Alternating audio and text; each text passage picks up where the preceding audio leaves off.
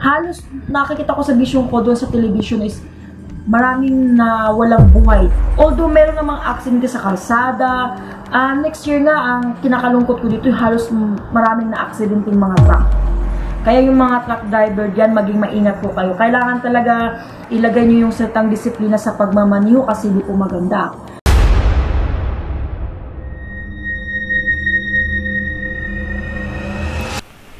Hello po mga ka-PTV, sa video na ito ay tatalakayin natin ang 4 na dilubyo na tatatak sa kasaysayan ng lugar na ito ayon sa mga visions ni Madam Rudy Baldwin.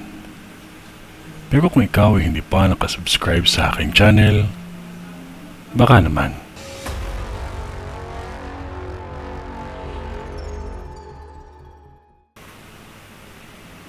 May panibagong sunog akong nakikita sa lugar na ito.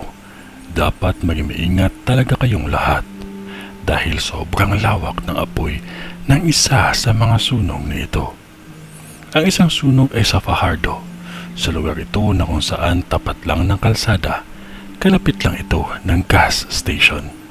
At may nakikita akong mga nakaparking na bus, halos tapat lang ng traffic light. May nakikita din akong kulay green sa lugar na kung saan mismong magkakasunog.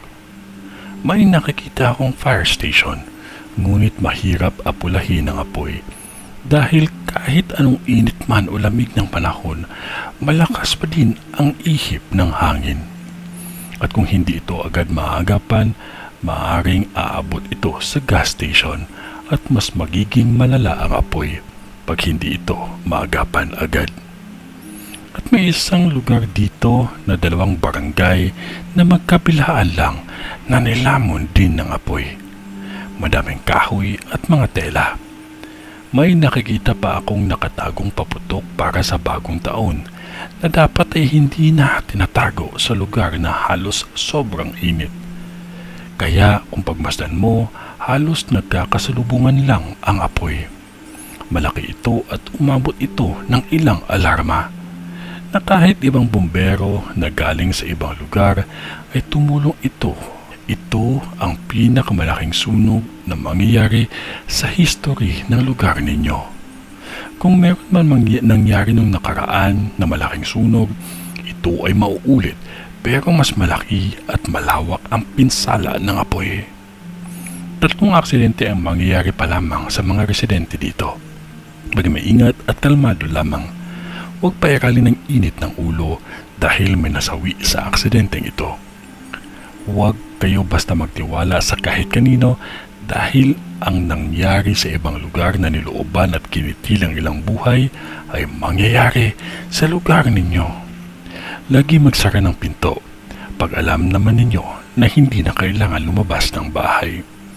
Dahil ang isang krimen ay halos tapat lang ng isang klinik at walang dahilan kung bakit niya ito pinatay.